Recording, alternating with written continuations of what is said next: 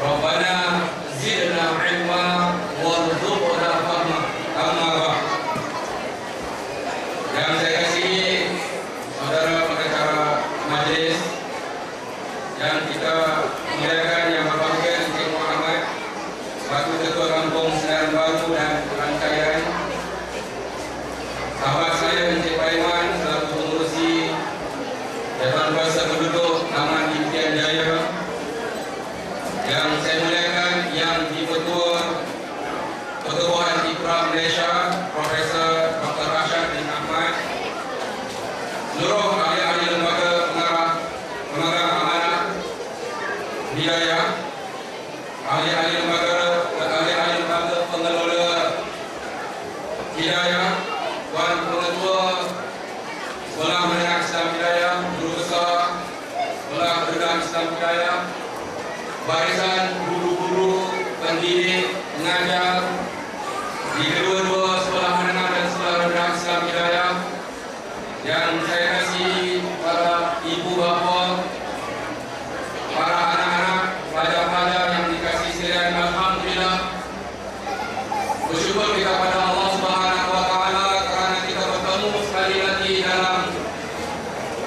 malam Badar yang saya percaya telah dilakukan, telah menjadi amalan bagi warga Hidayah, akan sentiasa menghidupkan malam Badar ketika kita bersama-sama menjalani Ramadan yang penuh barakah ini. Saya percaya setiap tahun para ibu bapa, para pengajar, pendidik, guru-guru, anak-anak dan jiran-jiran yang ada di sini Sekolah Hidayah ini akan dikumpulkan seperti ini. Kita berbuka puasa bersama-sama, kemudian kita menyentuh peristiwa-peristiwa yang berlaku pada peristiwa Badar itu, dan kemudian kita berterawih bersama-sama, kita mengumpulkan dana, dan alhamdulillah dia nampaknya semakin ramai yang datang, semakin besar majlis ini. Dan tadi saya berkesempatan ke bahagian belakang tengok-tengok periuk yang ada.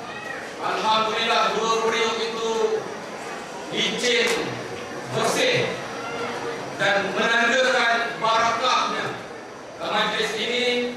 Dan moga-moga apa yang kita lakukan ini akan mendapat keberkatan daripada Allah Subhanahu wa taala. InsyaAllah dalam masa 40 minit kita akan bersama-sama membicarakan dan bercakap pasal Badar.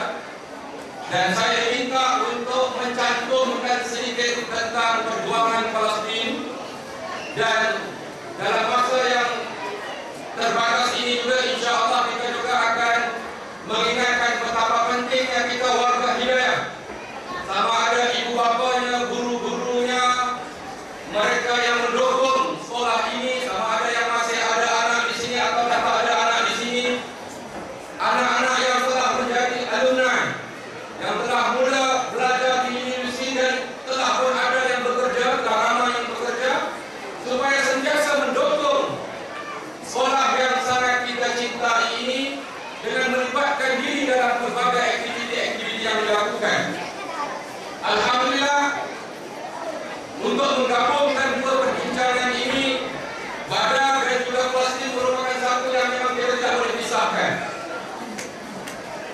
Saya ingin mengajak tuan-tuan, ibu-ibu, para bapa, anak-anak sekalian, mari kita lihat suasana sebelum berlakunya peperangan Badar. Peperangan Badar yang berlaku pada 17 hari bulan merupakan satu peperangan yang cukup penting dalam Islam. Peperangan ini sebenarnya tidak dirancang oleh Nabi SAW dan menjadi tabiat kepada agama kita. Kita merupakan umat yang sebenarnya mengelak daripada terlibat dalam peperangan. Keindahan Islam ini merupakan agama yang membawa kepada kedamaian, agama yang membawa kepada kasih sayang. Tetapi menjadi tabiat kepada mereka yang membawa kebaikan, mereka yang membawa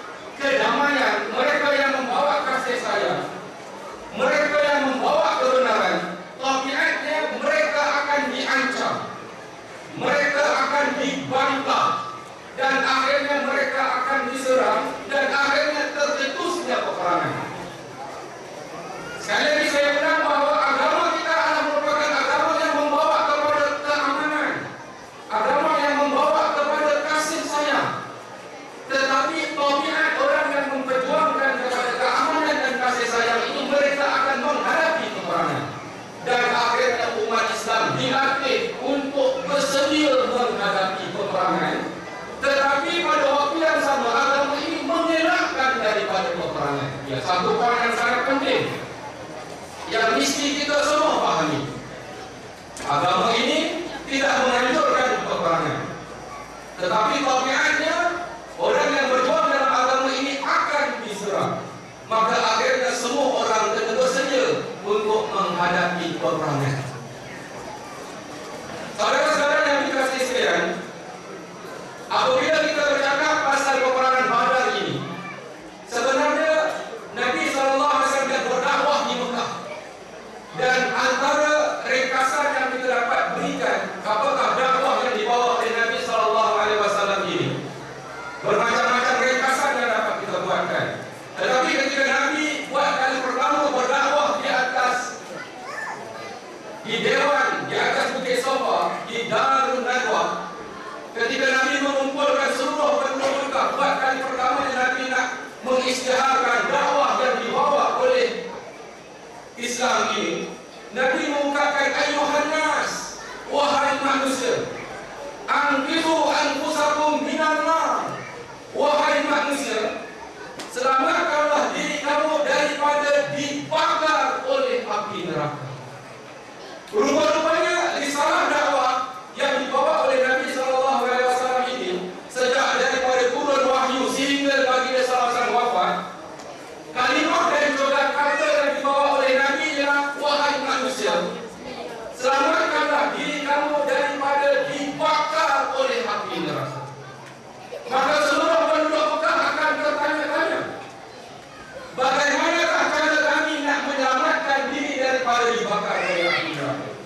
Maka penduduk-penduduk Mekah ini akan datang bertemu dengan Nabi, akan belajar daripada Nabi, akan bertanya kepada Nabi macam mana cara nak menyelamatkannya.